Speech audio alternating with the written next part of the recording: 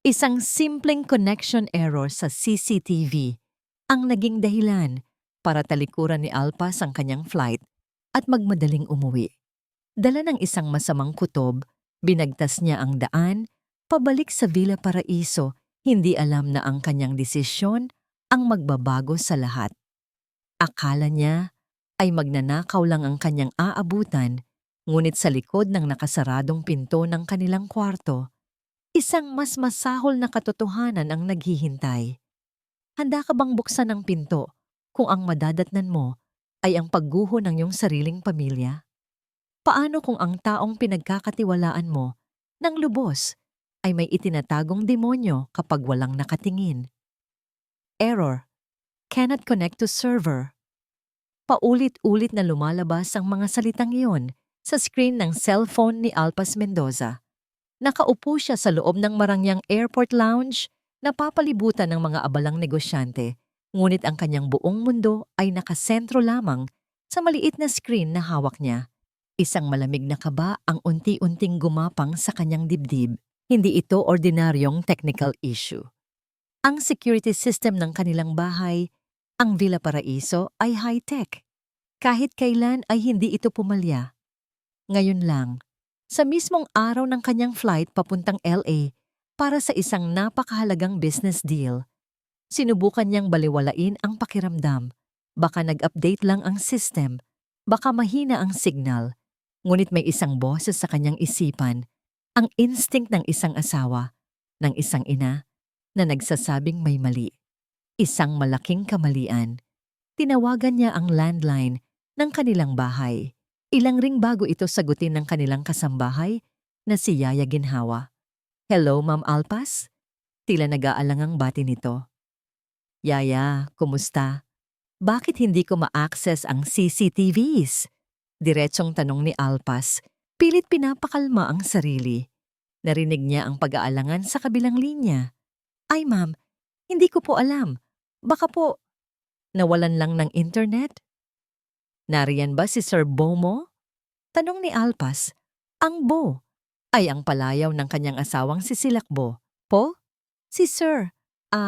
Opo, pero nasa taas po yata may kausap sa telepono. Importante daw po."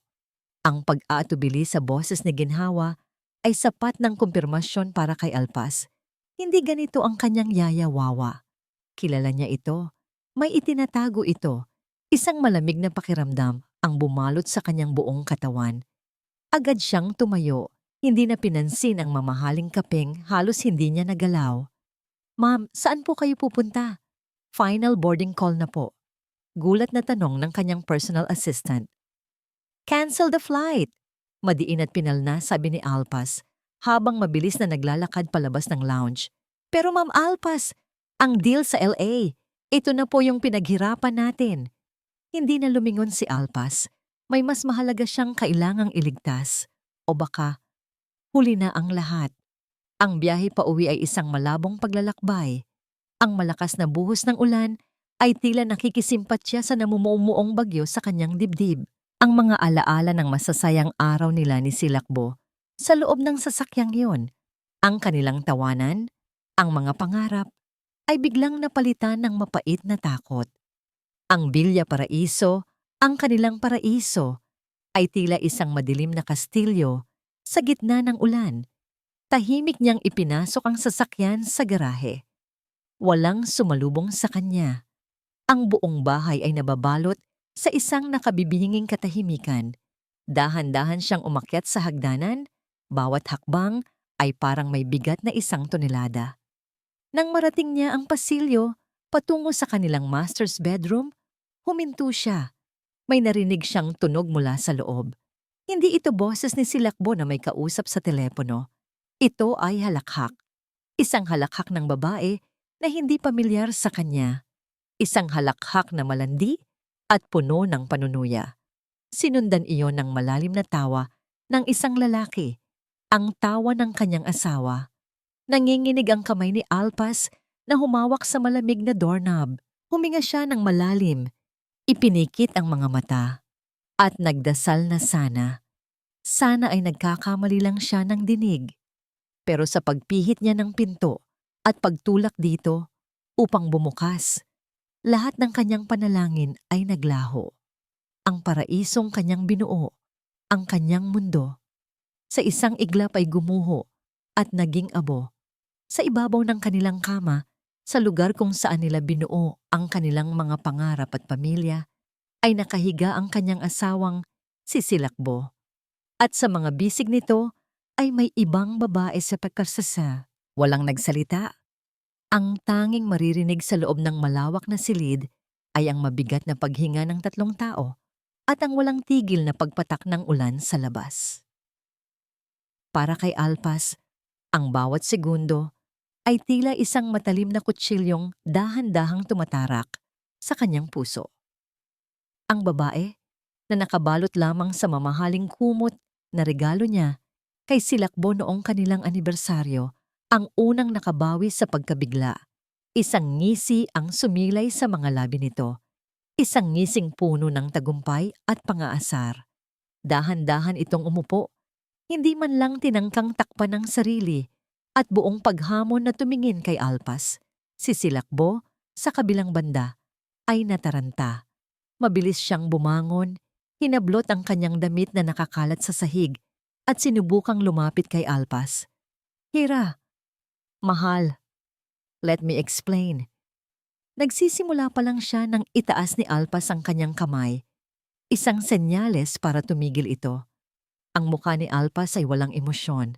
Isang nakakakilabot na kalmadong maskara ang pumalit sa gulat at sakit kanina.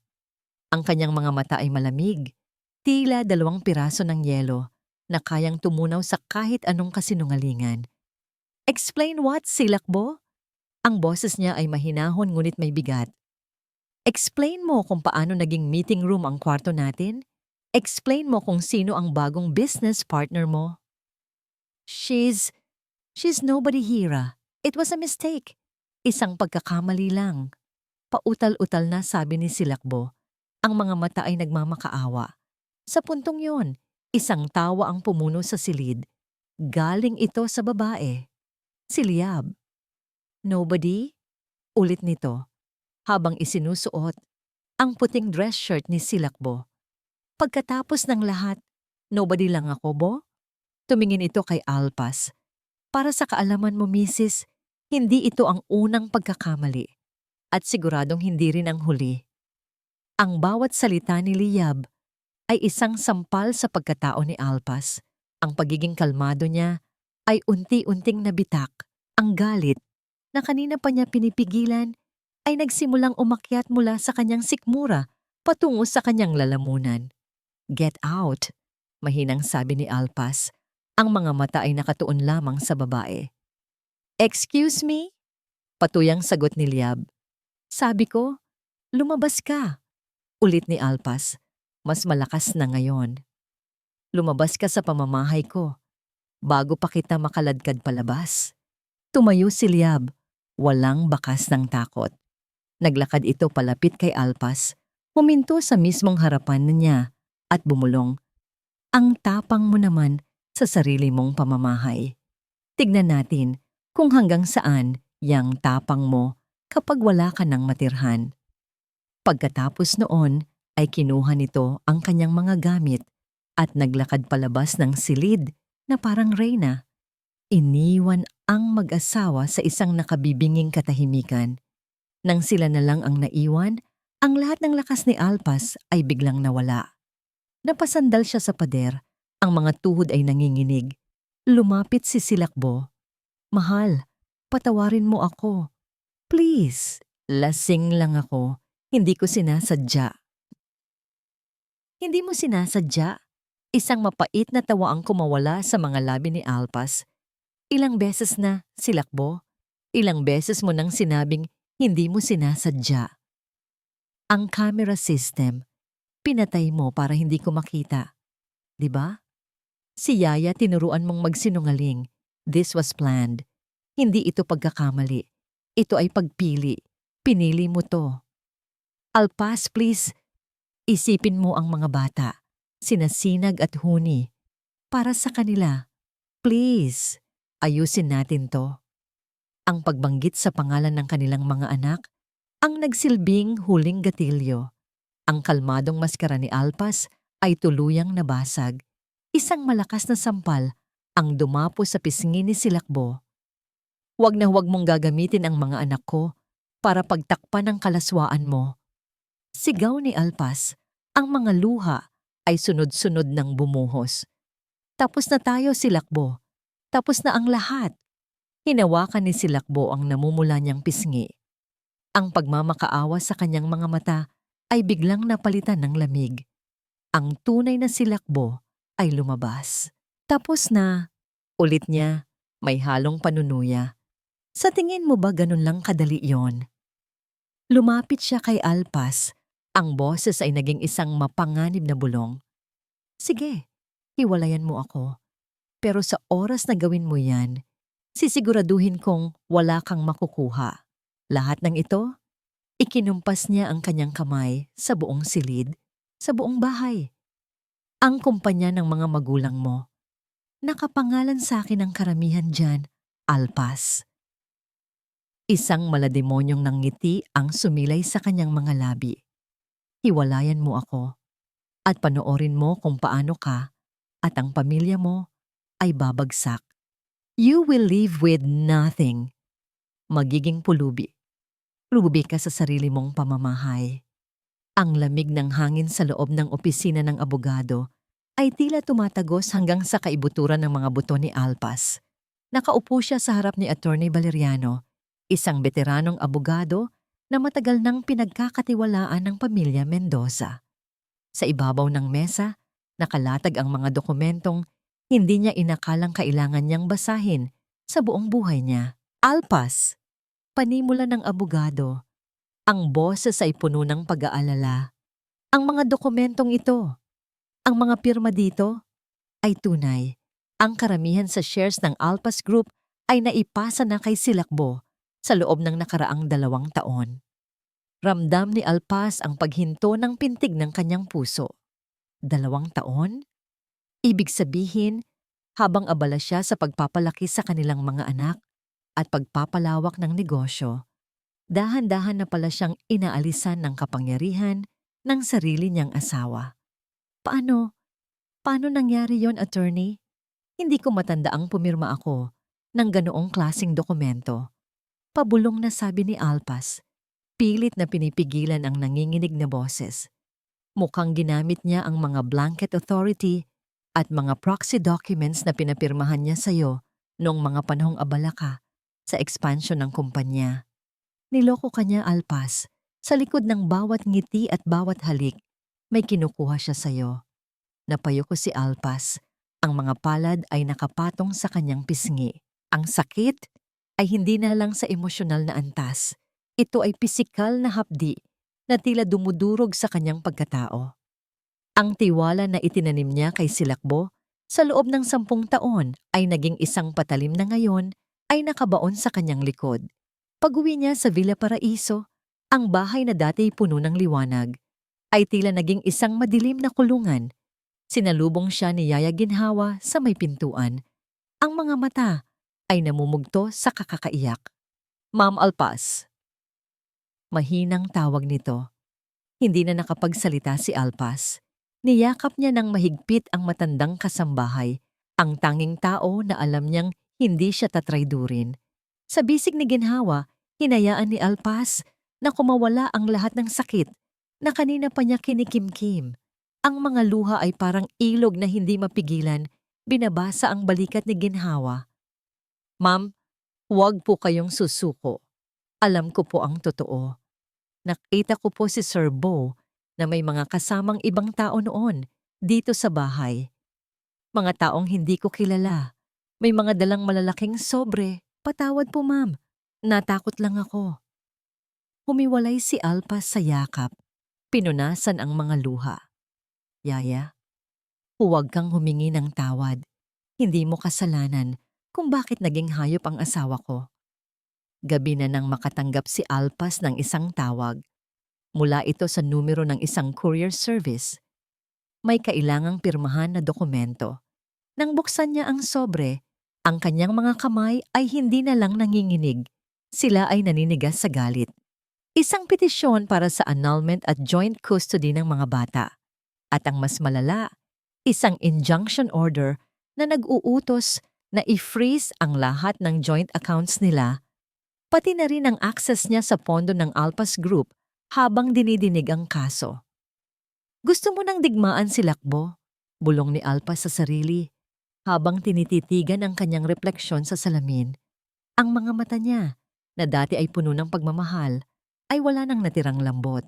Ang nakatingin sa kanya ngayon ay isang babaeng handang sunugin ang buong mundo para lang protektahan ang mga anak niya at ang kanyang dangal. Kinuha niya ang kanyang telepono at tinawagan ang kanyang ina, si Gunita. Nay, boses niya na ngayon ay matatag na. Kailangan ko ang tulong niyo.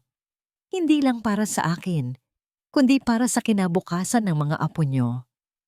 Sa kabilang linya, narinig niya ang malalim na buntong hininga ng kanyang ina. Ngunit may halong determinasyon sa pagsagot nito. Alpas, anak. Kung ang kailangan para magising ang isang leon ay ang sakta ng kanyang mga anak, handa kaming tumayo sa likod mo. Ipaglaban mo ang nararapat. Ibinaba ni Alpas ang telepono. Ang villa na dati paraiso ay handa na niyang gawing battlefield. Hindi siya susuko.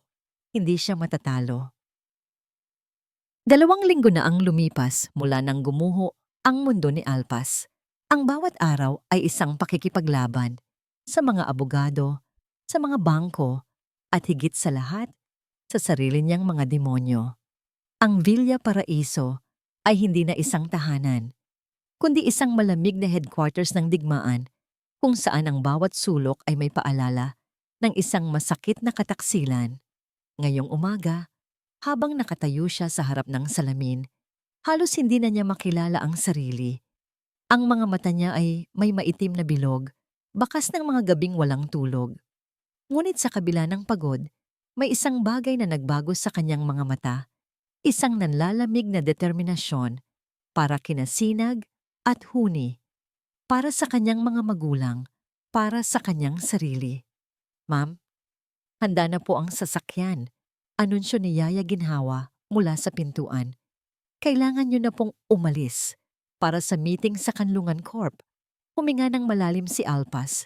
Ito na yon, ang nag-iisang pag-asa para maisalba ang Alpas Group. Ang Kanlungan Corporation ay isang higanting kumpanya na matagal na nilang sinusubukang maging partner. Kung magtatagumpay siya ngayon, magkakaroon siya ng sapat na leverage at pondo para labanan si Silakbo. Kung mabibigo siya, ayaw na niyang isipin. Ang boardroom ng Kanlungan Corp ay tila isang kaharian ng salamin at bakal, matatagpuan sa pinakatuktok ng isang skyscraper na tanaw ang buong syudad. Malamig, nakakatakot. At sa gitna ng lahat, sa dulo ng mahabang mesa, ay nakaupo ang hari. Si Dumakulem Kanlungan. Mas bata ito kaysa sa inaasahan niya, marahil ay nasa early 30s lang. Ngunit ang aura nito ay hindi maikakaila. Isang kombinasyon ng kapangyarihan, talino, at isang klase ng katahimikan na tila kayang kontrolin ang buong silid. Nang magtama ang kanilang mga mata, hindi ngumiti si Dumakulem, ngunit nakita ni Alpas ang isang bahid ng pag-unawa sa mga matang yon. Good morning, Mrs. De Guzman. Bati nito. Ang boses ay kalmado, ngunit may bigat. Mr. Kanlungan, sagot ni Alpas. Pilit na pinatatag ang boses, kahit na ang paggamit sa apelyido ni Silakbo ay parang lasong dumaloy sa kanyang dila. Thank you for this opportunity. Sinimulan ni Alpas ang kanyang presentasyon. Sa unang ilang minuto, ang boses niya ay nanginginig. Ngunit habang ipinapaliwanag niya ang vision ng Alpas Group, ang passion na minsan nang nawala ay unti-unting bumalik. Nakalimutan niya ang kanyang mga problema. Nakalimutan niya si Silakbo. Ang naroon na lang ay siya at ang negosyong dugot pawis ng kanyang pamilya. Nang matapos siya, isang sandaling katahimikan ang namayani. Impressive, sabi ni Dumakulem habang pinag-aaralan ang mga dokumentong nasa harap niya. Your numbers are solid, your plans are ambitious, but Huminto ito at itinuon ang matalas na tingin kay Alpas. My research team found some financial leakages over the past 2 years. Small amounts but consistent. Can you explain that? Naramdaman ni Alpas ang panlalamig ng kanyang mga kamay. Ito na ang tanong na kinatatakutan niya. Ang mga leakages na yon ay ang pera na unti-unting ninakaw ni Silakbo. Sa halip na magsinungaling, pinili ni Alpas ang isang mapanganib na landas. Ang katotohanan.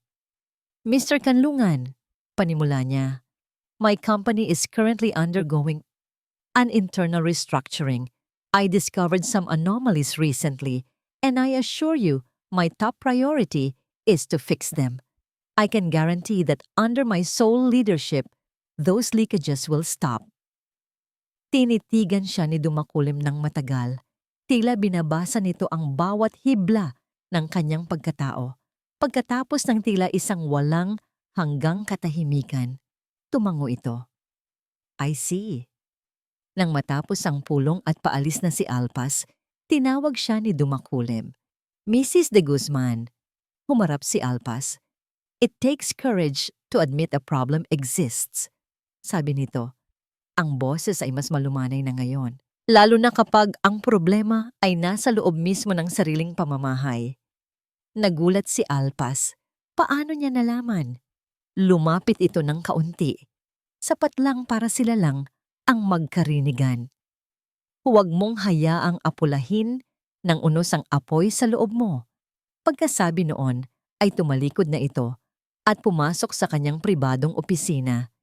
Iniwan si Alpas na nakatayo roon, tulala. At sa kauna-unahang pagkakataon, sa loob ng 2 linggo, may naramdaman siyang isang bagay na matagal nang nawala. Pag-asa. Habang nasa biyahe pa uwi, tumunog ang kanyang telepono. Isang email mula kay Dumakulim Kanlungan. Ang subject, information that might be useful. Pagbukas niya, wala itong laman, kundi isang pangalan at numero. Attorney Servando de Leon, Corporate Fraud Specialist. Tell him I sent you. Ang amoy ng mamahaling pabango at champagne ay naghahalo sa hangin ng penthouse unit na tinutuluyan ngayon ni na Silakbo at Liab. Mula sa malawak na bintanang salamin, tanaw nila ang kumikinang na syudad sa gabi. Isang tanawing binayaran ng pera at luha ni Alpas. Nakahiga si Silakbo sa malambot na sofa, hawak ang isang kopita ng champagne, ngunit ang kanyang isip ay lumilipad. Ang tagumpay ay may kasamang pait. Paminsan-minsan, naaalala niya ang tawa ng kanyang mga anak, ang halik ni Alpas sa umaga. Ngunit ang mga alaalang iyon ay mabilis na binubura ng makamandag na bulong ni Liab. Ini-enjoy mo ba ang buhay ng isang hari, mahal ko? Tanong ni Liab, habang umuupo sa tabi niya. Ang katawan ay tila ahas na pumupulupot sa kanya. Sobra, sagot ni Silakbo. Hinahaplos ang buhok ng babae. Pero hindi pa tapos ang laban. Si Alpas, matalino siya. Hindi siya basta-basta susuko. Isang tawa ang kumawala kay Liab. Matalino nga siya, pero masyado siyang marangal. Masyadong malinis maglaro. At doon tayo mananalo, Bo, dahil hindi tayo takot madumihan ang ating mga kamay. Tumayo si Liab at naglakad patungo sa bintana, tinititigan ang mga ilaw sa ibaba. Ang refleksyon niya sa salamin ay nagpapakita ng isang babaeng may matigas na ekspresyon, malayo sa maamong itsura na ipinapakita niya kay Silakbo. Alam mo ba, Bo? Panimula niya. Ang boses ay biglang naging malamig. Ang pamilya Mendoza, hindi sila santo. Ang ama ni Alpas, si Don Ricardo. Inagaw niya ang negosyo ng pamilya ko noon. Isang maliit na trucking company lang yon, pero iyon ang lahat sa amin. Dahil sa kanila, namatay ang tatay ko sa sama ng loob. Dahil sa kanila, naranasan naming maghirap. Humarap siya kay Silakbo. Ang mga mata ay nag-aapoy sa matagal ng kinikim-kim na galit. Ang ginagawa natin ngayon ay hindi lang pagnanakaw, Bo. Ito ay pagbawi. Ito ay hustisya. Ang kwento ni Liab ay lason na unti-unting kumakalat sa sistema ni Silakbo. Bawat salita ay nagbibigay katwiran sa kanyang mga kasalanan. ginagawang biktima ang sarili sa kanyang isipan. Hindi na siya isang taksil na asawa, isa siyang mandirigmang tumutulong sa isang aping babae.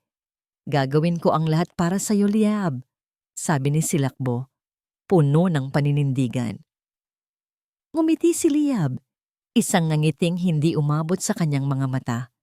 Lumapit siya muli kay Silakbo, hinaplos ang mukha nito.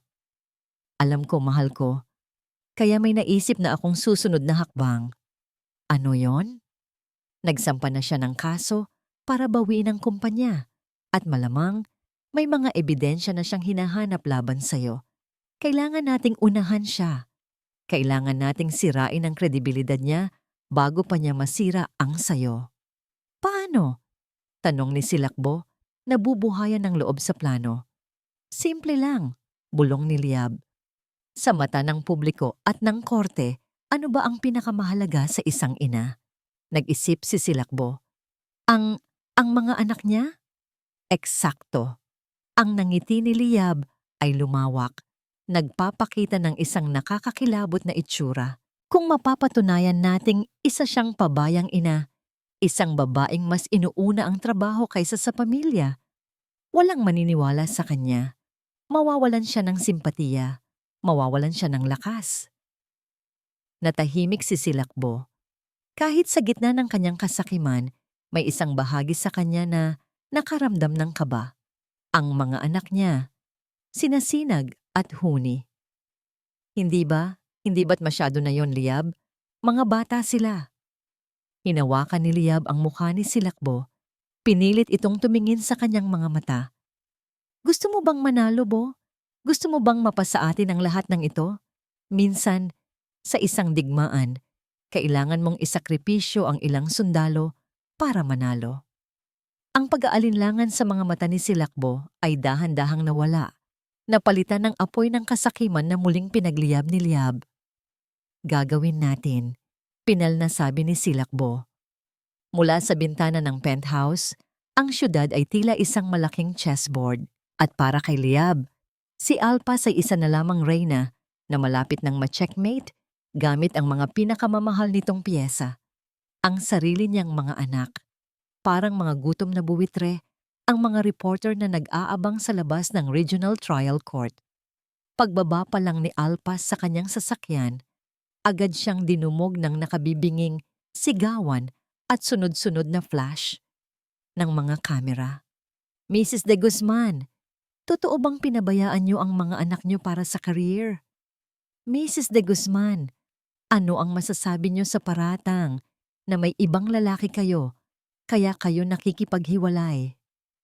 Nagsalubong ang mga kilay ni Alpas. Ako? May ibang lalaki? Ang kapal ng mukha nilang baliktarin ang kwento. Gusto niyang sumigaw. Gusto niyang isa-isahin ang mga ito at sabihin ang totoo. Pero naramdaman niya ang mahigpit na hawak ni Attorney Valeriano sa kanyang braso. Huwag kang sasagot, Alpas. Yan ang gusto nila. Keep your head up, bulong ng abogado. Sa loob ng courtroom, ibang klase naman ng palabas ang naghihintay. Kung sa labas ay magulo, sa loob ay tahimik, pero nakasusulasok ang hangin. Nakaupo sa kabilang panig si Silakbo.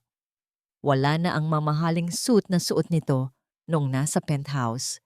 Ngayon, nakasuot ito ng simpleng polo barong na medyo gusot. At ang mukha ay tila ilang araw nang hindi natutulog. Isang perpektong larawan ng isang amang nagdurusa.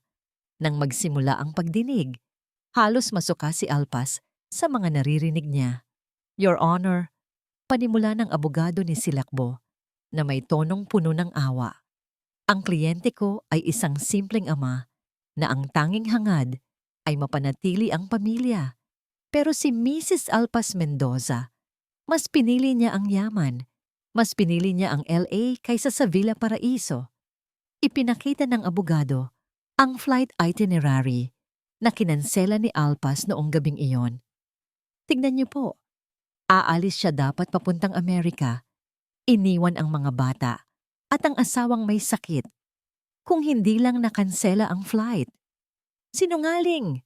Bulong ni Alpas, nanginginig ang mga kamao sa ilalim ng mesa. Umuwi ako. dahil sa kanila. Calm down, Alpas. We will have our turn. Paalala ni Attorney Valeriano. Pero bago pa man makabawi ang kampo ni Alpas, bumukas ang pinto ng courtroom. Ang lahat ay napalingon. Pumasok si Liab, pero hindi ito ang Liab na nakilala ni Alpas sa kwarto. Ang babaeng palaban at puno ng lason. Ang Liab na naglalakad ngayon sa gitna ng korte ay nakasuot ng puting bestida, walang makeup, at tila isang hibla na lang ng hangin ay pwede nang matumba. Mukha itong anghel na naapi. Nagbulungan ang mga tao sa loob. O sino siya? Siya ba yung witness? Umupo si Liab sa likuran ni Silakbo.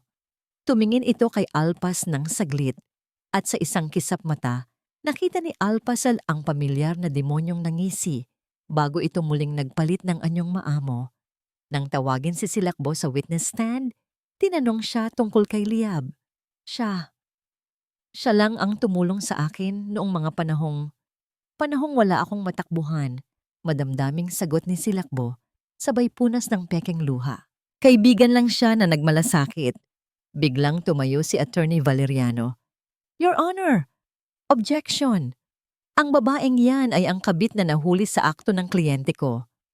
Nagkagulo sa loob. Ang tensyon ay abot langit. Sa gitna ng sigawan ng mga abogado, napansin ni Alpas na tumayo si Liab.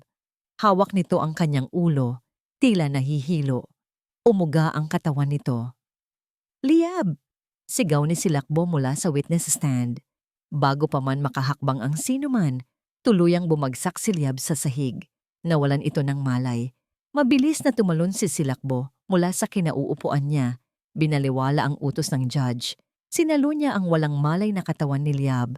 Ang mukha niya ay puno ng tunay na takot. O marahil ay napakahusay lang talaga niyang umarte. Tumawag kayo ng ambulansya! Sigaw ni Silakbo. Ang boses ay dumadagundong sa apat na sulok ng korte. Sir, huminahon kayo! Awat ng isang guard.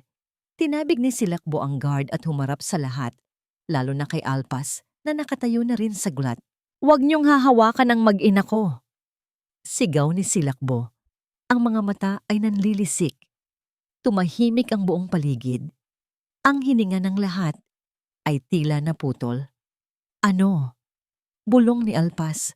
Ang puso ay parang piniga. Mas hinigpitan ni Silakbo ang yakap kay Liab at tumingin ng diretso sa mga mata ni Alpas bago binitawan ng bombang wawasak sa natitirang pag-asa ng asawa niya. Buntis siya.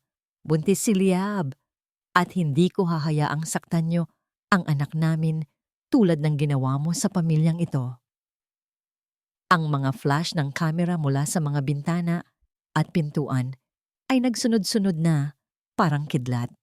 Sa isang iglap, nagbago ang ihip ng hangin. Si Alpas ay naging kontrabida at ang dalawang taksil sa sahig, sila ngayon ang naging biktima ng isang malupit na tadhana.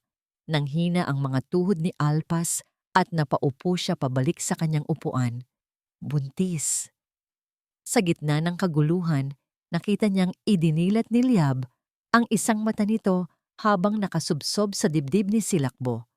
Nakatingin ito kay Alpas at kahit walang lumabas na boses, nabasa ni Alpas ang sinabi ng mga labi nito. Gotcha! Patay ang lahat ng ilaw sa Villa Paraiso maliban sa isang maliit na lampshade sa sala kung saan nakaupo si Alpas.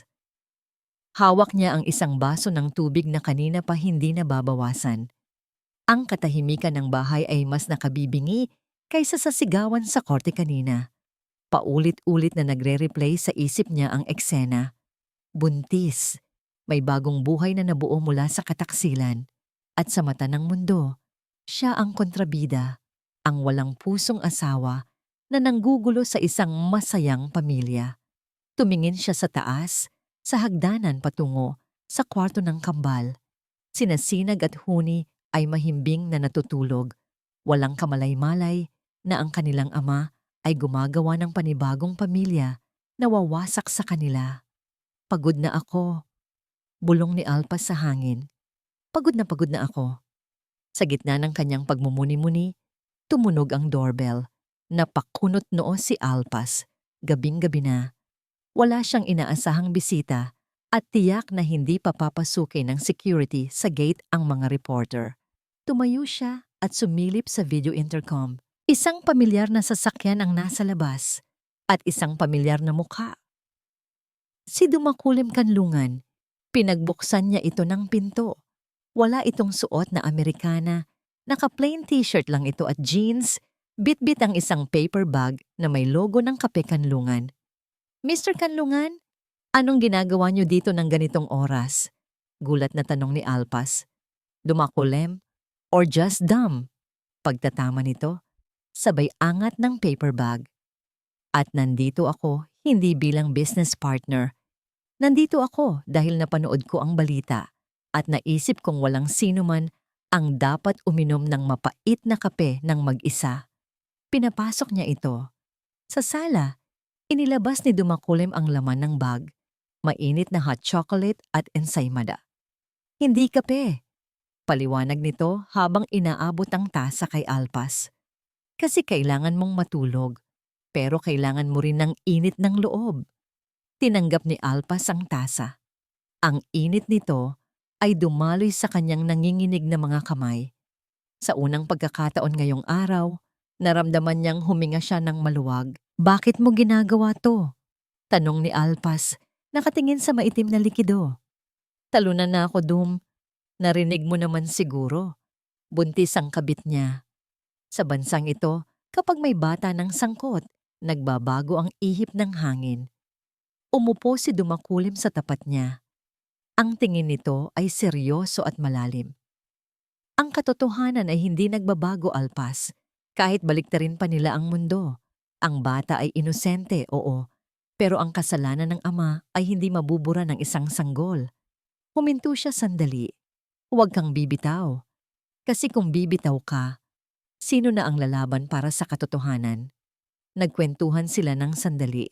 Hindi tungkol sa kaso, hindi tungkol sa pera, tungkol lang sa buhay, sa paboritong kulay ng kambal, sa kung bakit mahilig sa bundok si Dumakulim. Sa mga sandaling iyon, nakalimutan ni Alpas na siya ay isang abandonadong asawa. Naramdaman niyang siya ay tao muli. Nang magpaalam si Dumakulim, iniwan niya si Alpas na may kaunting liwanag sa dibdib. Pero hindi pa doon natatapos ang gabi. Habang nagliligpit si Alpas ng mga tasa, lumapit si Yaya Ginhawa. Kanina pa pala ito nakamasid sa dilim. Ma'am Alpas, tawag nito. Ang boses ay nanginginig sa kaba. Oh, Yaya, gising ka pa pala. Lumapit ang matanda at may dinukot sa bulsa ng kanyang duster. Isang maliit at kinakalawang na susi. Yaya, ano to? Matagal ko na po itong itinatago, ma'am. Nangingilid ang luhang sabi ni Ginhawa. Noong nakaraang buwan, bago po kayo umuwi galing sa Cebu, nakita ko si Sir Bo. Lasing na lasing. May dala siyang itim na kahon. Akala niya tulog na ako. Ipinasok niya yon sa lumang drawer sa library, sa likod ng mga libro. Tapos, nalaglag niya tong susi sa ilalim ng sofa. Hindi niya napansin. Bumilis ang tibok ng puso ni Alpas. Anong laman ng kahon, Yaya? Hindi ko po alam, ma'am. Natakot akong buksan. Pero narinig ko siyang bumubulong noon. Sabi niya, ito ang insurance ko. Kapag nagkagipitan, ito ang alas ko. Kinuha ni Alpas ang susi. Mabigat ito sa kanyang palad. Dali-dali siyang pumunta sa library. Ang amoy ng lumang papel at alikabok ang sumalubong sa kanya. Hinanap niya ang drawer na tinutukoy ni Yaya. Nakatago ito sa likod ng mga makakapal na encyclopedia na hindi naman binabasa ni Silakbo. Isinuksok niya ang susi sa lock. Click! Umikot ito. Bumukas ang drawer. Sa loob, walang pera o alahas, isang lumang cellphone at isang makapal na brown envelope. Nanginginig ang mga kamay na kinuha ni Alpas ang envelope. Binuksan niya ito at inilabas ang mga papel. Mga bank transfer records, hindi papunta sa account ni Liab, kundi sa isang offshore account na nakapangalan sa isang kumpanyang hindi niya kilala. At sa ilalim ng mga papel, may isang litrato. Luma na ito. Kuha sa isang party taon na ang nakakalipas. Nakahawak si Silakbo sa balikat ng isang lalaki. At ang lalaking yon ay may kamukha. Kamukha ni Liab. Binuksan niya ang lumang cellphone. Lowbat ito. Pero gumana nang isaksak niya sa charger. Bumungad sa kanya ang huling text message na natanggap ng phone. 6 na buwan na ang nakakaraan. Galing sa number na nakapangalang boss. Ang sabi ng mensahe, ubusin mo ang pera nila. Iwan mong pulubi ang anak ni Ricardo Mendoza para ito sa pamilya natin. Napahawak si Alpas sa kanyang bibig upang pigilan ang pagsigaw. Hindi lang ito basta pambabae. Hindi lang ito simpleng kataksilan. Ang buong buhay niya. Ang kasal nila, hindi natulog si Alpas ng gabing iyon. Sa halip, tinawagan niya agad si Dumakulem. Sa loob ng 1 oras, ang tahimik na library ng Villa Paraiso ay naging isang war room.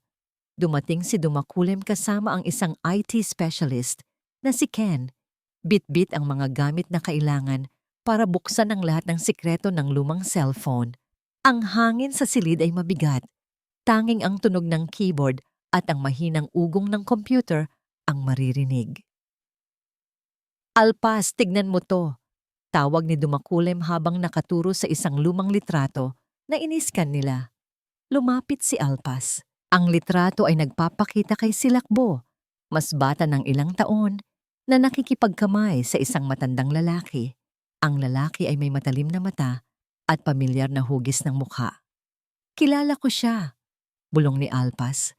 Ang mga alaala ng kanyang kabataan ay bumalik. Siya si Federico Trinidad, ang dating may-ari ng Trinidad Logistics, ang mortal na karibal ng papa ko. Trinidad, ulit ni Dumakulem. Liab Trinidad. Oo, sagot ni Alpas. Ang galit ay nagsimulang kumulo sa kanyang dibdib. Namatay si Federico dahil sa atake sa puso matapos malugi ang kumpanya nila. Sinisi nila ang papa ko sa pagbagsak nila. Kaya pala pamilyar ang mukha ni Liab. Anak siya ni Federico. Hindi ito love story, Alpas. Seryosong sabi ni Dumakulem. Ito ay revenge plot. Ginamit ni Liab ang asawa mo para pasukin ang kumpanya nyo at wasakin ito mula sa loob. Napaupo si Alpas. At si Silakbo, nagpagamit siya. Para sa pera? Para sa laman? Ma'am, sabat ni Ken ang IT specialist. Nakrack ko na po ang password ng secret folder sa cellphone ni Sir Silakbo.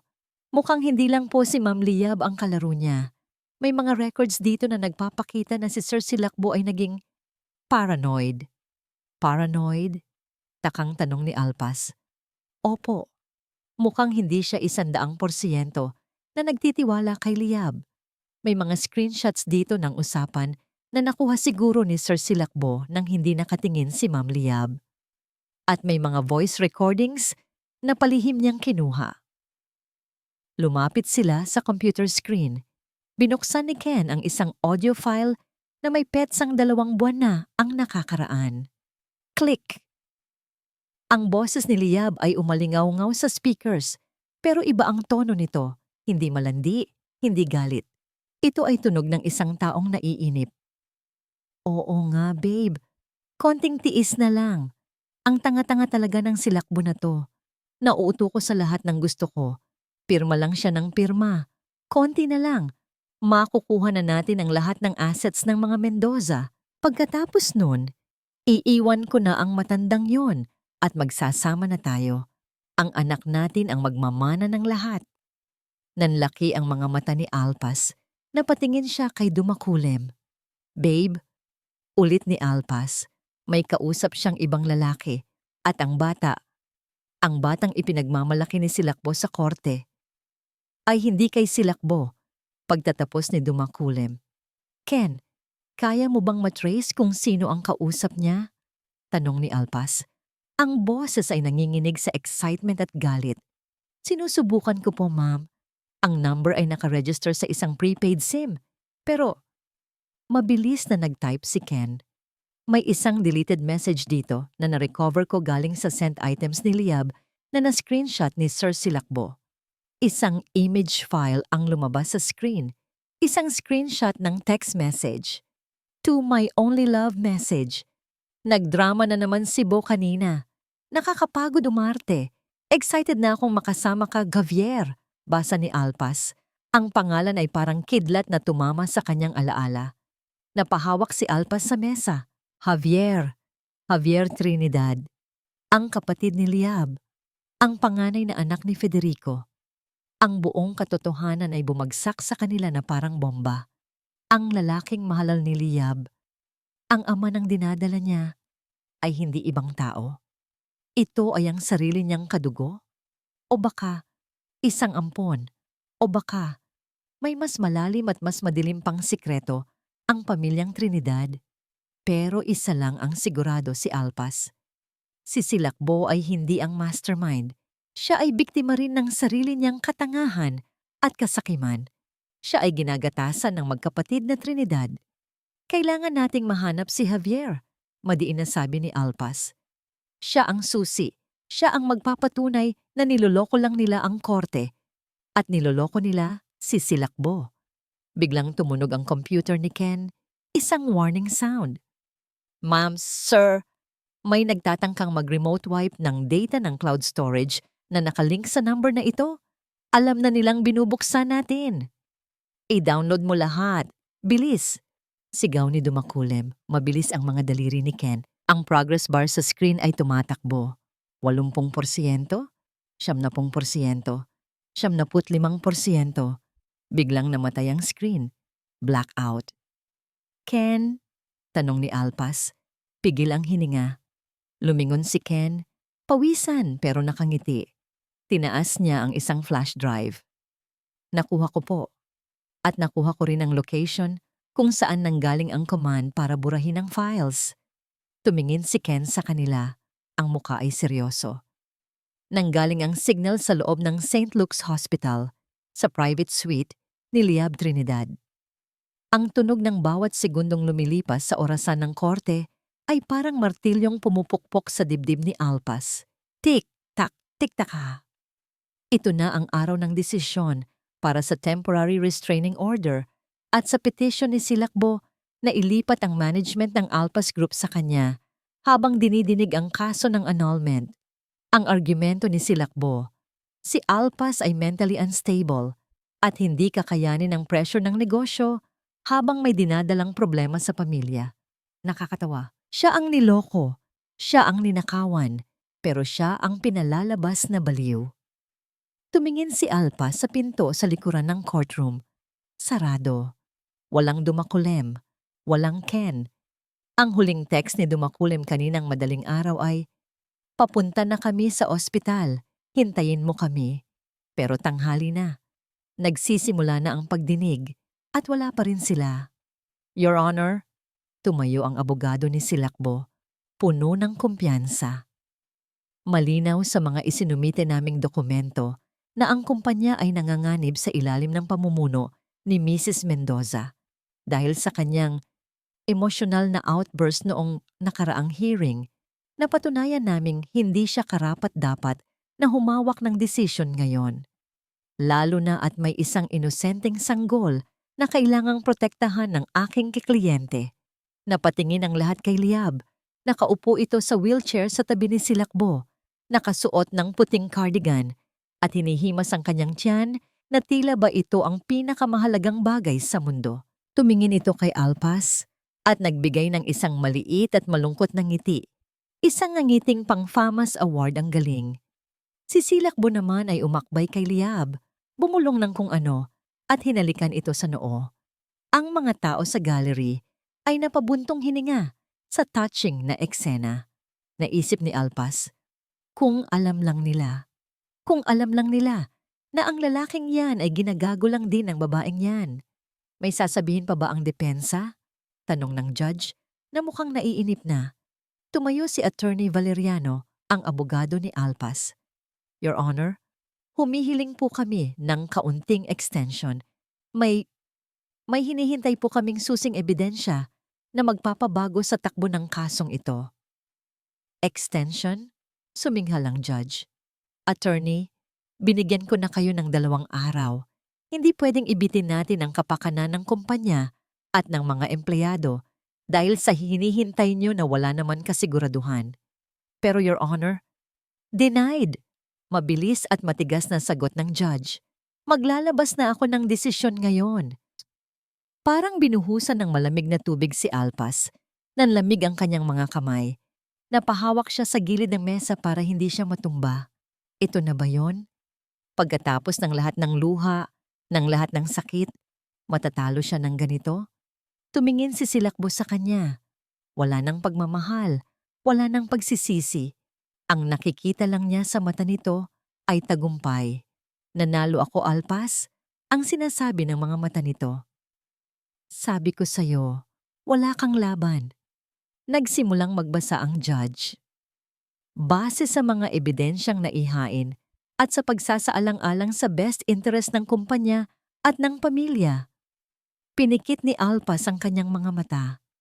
Narinig niya ang tibok ng sarili niyang puso.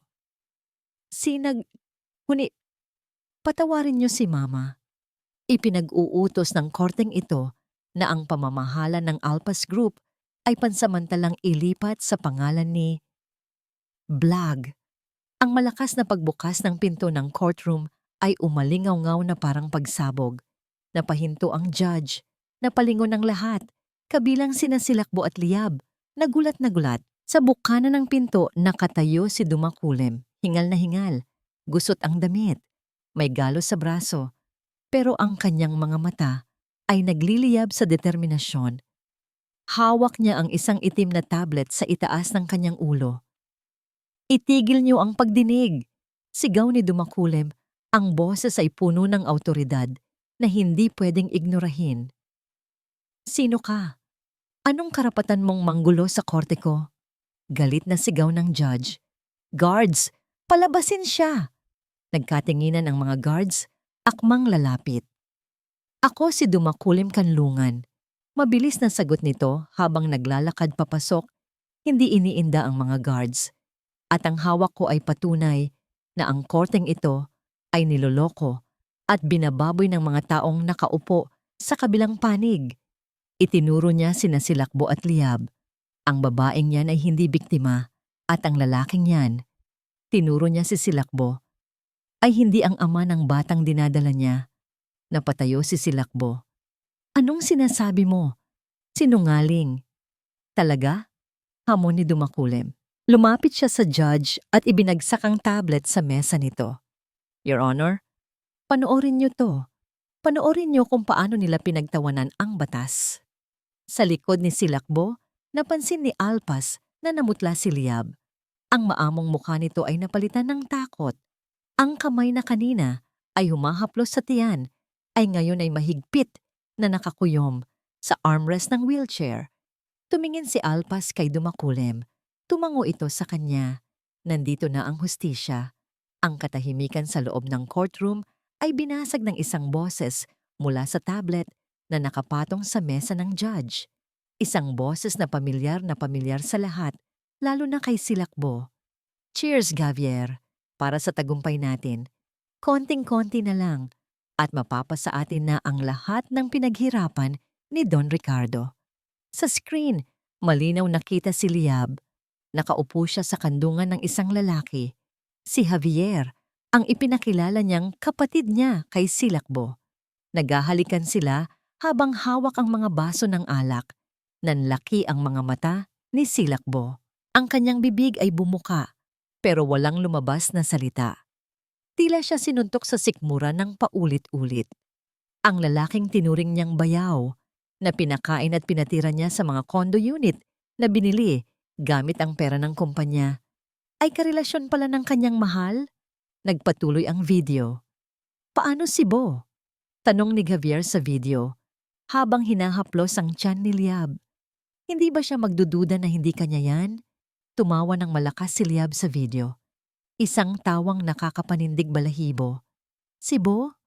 Naku, huwag kang mag-alala doon. Sobrang utu-uto ng matandang yon. Binigyan ko lang ng konting atensyon na hindi na ibibigay ng asawa niya.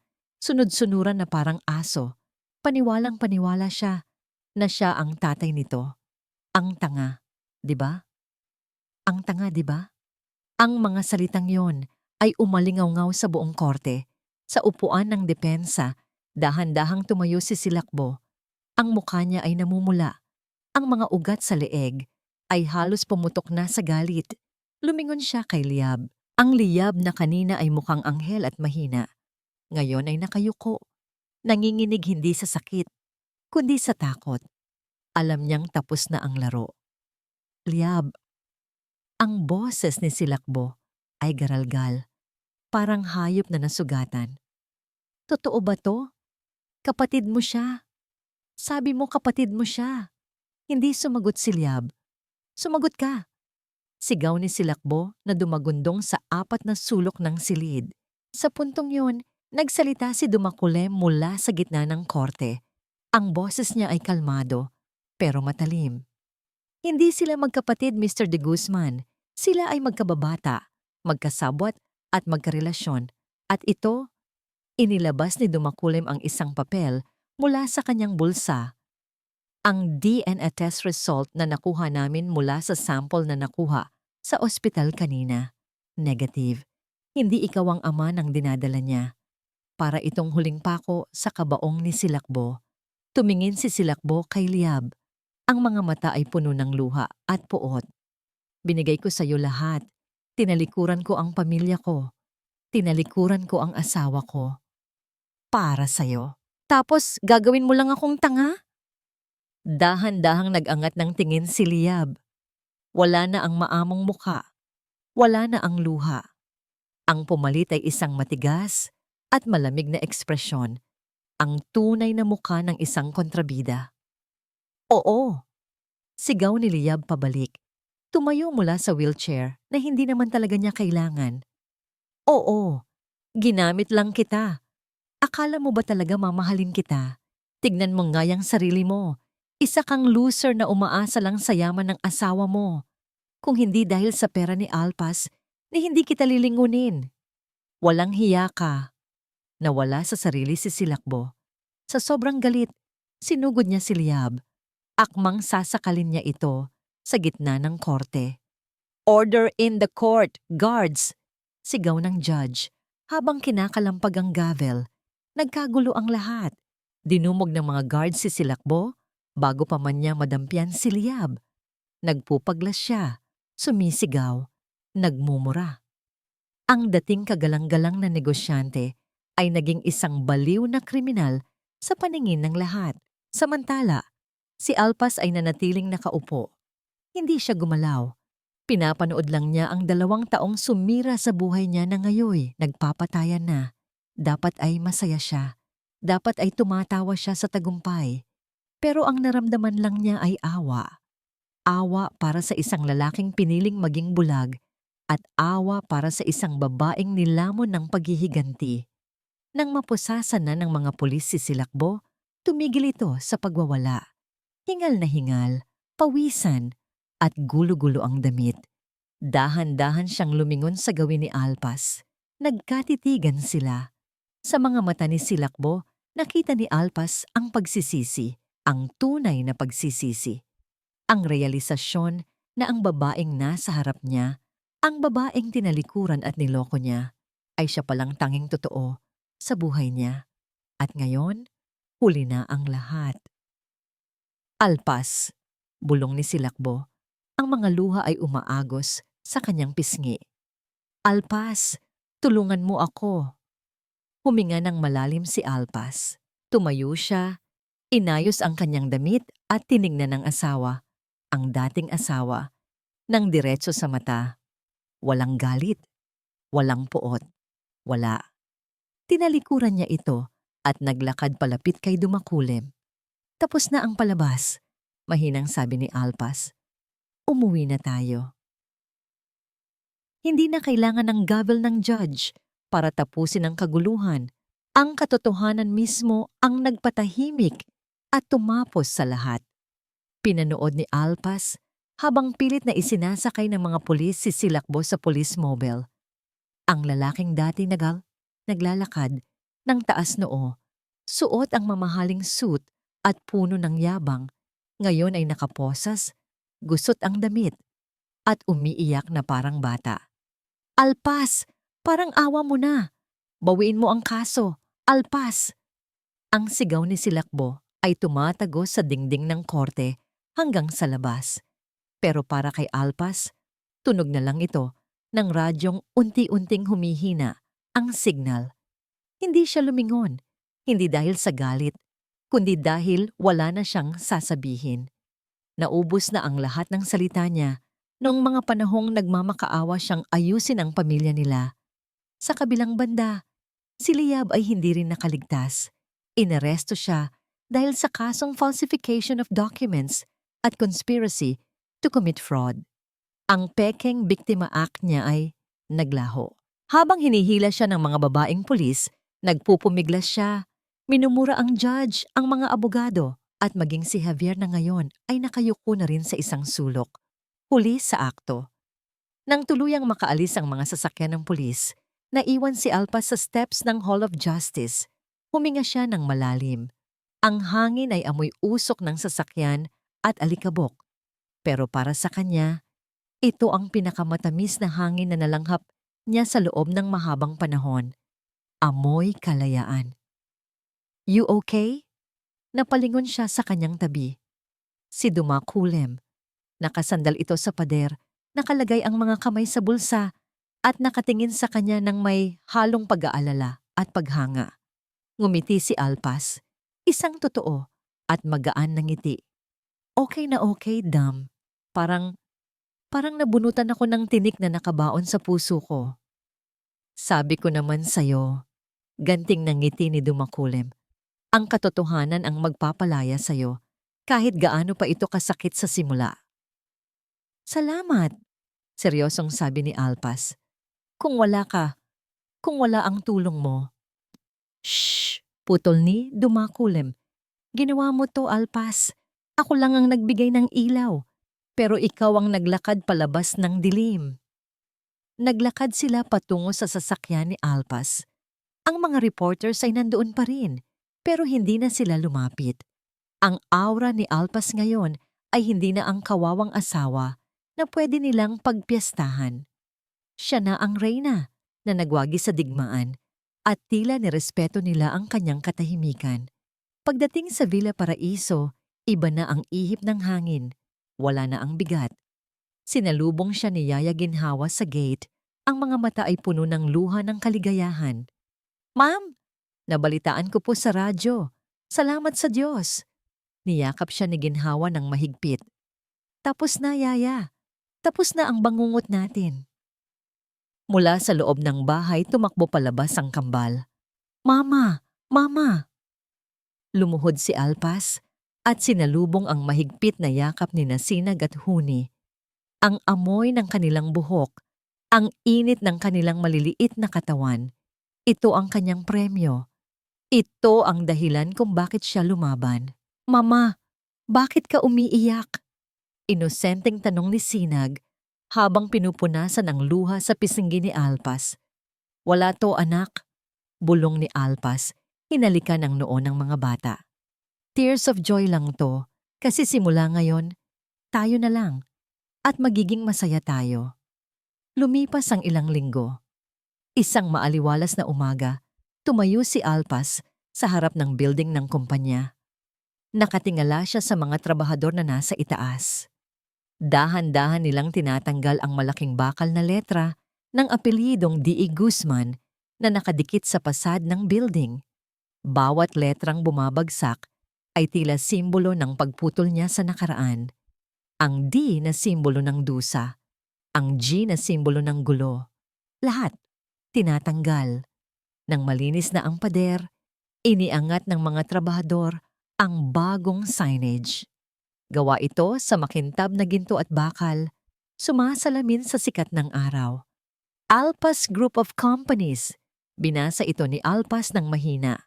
Alpas, ang ibig sabihin ay makawala. Makalaya, kinuha niya ang kanyang telepono at tinawagan ang kanyang ina. Hello, Ma. Okay na. Nakakabit na ang bagong pangalan. Masayang balita niya. Mabuti naman, anak. Sagot ni Gunita sa kabilang linya. Bagong pangalan, Bagong simula. Proud na proud kami sa'yo. Ibinaba ni Alpas ang telepono at tumingin ulit sa building. Ito na ang kanyang kaharian. At sa pagkakataong ito, walang sinuman. Walang asawa, walang manloloko, walang sinuman ang makakaagaw nito sa kanya. Huminga siya ng malalim, inayos ang kanyang blazer at naglakad papasok sa lobby. Ang tunog ng kanyang heel sa marmol na sahig ay musika ng isang babaeng may kontrol sa kanyang tadhana. 6 na buwan. Ganun kabilis lumipas ang panahon. Parang kailan lang, ang buhay ni Alpas ay isang bagyong walang katapusan. Ngunit ngayong hapon, habang nakaupo siya sa garden area ng Kapekanlungan, ang tanging nararamdaman niya ay ang mainit na sikat ng araw sa kanyang balat at ang malamig na simoy ng hangin. Sa di kalayuan, rinig na rinig ang halakhak ni Sinag at Huni. Naghahabulan ng kambal sa damuhan. Ang kanilang mga tawa ay parang musika na nagpapagaan sa dibdib ni Alpas. Wala na ang takot sa mga mata ng mga bata. Wala na ang pagtatanong kung bakit laging sumisigaw si Papa at umiiyak si Mama. Ang meron na lang ay purong ligaya ng pagkabata. Humigop si Alpas ng kanyang kape. Mapait, pero may tamis sa dulo. Parang buhay niya. Tumunog ang kanyang cellphone sa ibabaw ng mesa. Isang notification. Dati, ang bawat tunog ng telepono ay nagbibigay sa kanya ng kaba. Baka may problema sa bangko, baka may bagong demanda, baka may bagong iskandalo. Pero ngayon, kalmado niyang kinuha ang phone. Isang text mula kay Attorney Valeriano. Verdict is out. Guilty on all counts, estafa and falsification. 12 to 20 years for both Silakbo and Liab. Justice is served, Alpas. Binasa ito ni Alpas ng paulit-ulit. Hinintay niyang tumulo ang luha. Hinintay niyang makaramdam ng galit o kahit awa. Pero wala. Blanco. Para siyang nagbasa ng balita tungkol sa isang taong hindi niya kilala. Ang Silakbo na minahal niya ay matagal nang namatay. Noong gabing binuksan niya ang pinto ng kanilang kwarto. Ang lalaking nakakulong ng ngayon ay isa na lamang estranghero na bahagi ng isang nakaraan na ayaw na niyang balikan. Pinindot ni Alpas ang delete. Sa mensahe, pagkatapos, blinok na niya ang numero ng abogado. Tapos na ang kabanatang iyon. Mama, tignan mo. Ang bilis ko. Sigaw ni Huni habang tumatakbo papalapit sa kanya. Ngumiti si Alpas at kumaway. Ang galing naman ng baby ko. Sa paglingon niya, nakita niyang may paparating na lalaki mula sa entrance ng cafe. Suot ang kanyang casual polo na tinupi ang manggas. Bitbit ni Dumakulim ang isang tray na may 3 matatabang mugs ng hot chocolate at isang plato ng cookies. Hindi siya naglakad ng may yabang gaya ni Silakbo. Naglakad siya ng may kasiguraduhan at katahimikan. Ang klase ng lakad ng isang taong alam kung sino siya at kung ano ang gusto niya. Umupo si Dumakulim sa tapat ni Alpas, inilapag ang tray. Para sa mga munting prinsesa, nakangiting sabi nito, sabay tawag sa kambal. Agad namang tumakbo sina Sinag at Huni, yumakap sa binti ni Dumakulim bago kinuha ang cookies. Salamat po, Tito Dum. Sabay na sigaw ng dalawa bago bumalik sa paglalaro. Napailing na lang si Alpas habang natatawa. Ini-spoil mo sila masyado. Minsan lang maging bata. Kibit balikat ni Dumakulim bago sumeryoso ang mukha. Nabalitaan ko ang verdict. Congrats, Alpas. Huminga ng malalim si Alpas at tumingin sa malayo. Salamat. Pero alam mo, Dum, hindi naman talaga ako nanalo dahil lang nakulong sila. Nanalo ako dahil nandito ako ngayon. Buo, humihinga, malaya. Tinitigan siya ni Dumakulim. Sa mga mata nito, nakita ni Alpas ang isang bagay na higit pa sa pagkakaibigan pero walang pagmamadali. Isang respetadong paghanga. So, Mrs. CEO, biro ni Dumakulim, ano na ang susunod na plano ng Alpas Group? World domination? Tumawa si Alpas. Siguro bukas na yon. Sa ngayon, gusto ko lang panoorin ang mga anak ko. Gusto ko lang namnamin ang kapayapaan na to. Inabot ni Dumakulim ang kanyang kamay sa ibabaw ng mesa. Hindi niya hinawakan ang kamay ni Alpas, inilapag lang niya ito malapit sa kamay ng babae. Isang tahimik na alok ng damayan, isang tanong na hindi kailangang bigkasin. Tinignan ito ni Alpas. Dati, akala niya kailangan niya ng lalaki para makumpleto siya. Akala niya kailangan niya ng asawa para magkaroon ng halaga. Ngayon, alam na niyang sapat na siya.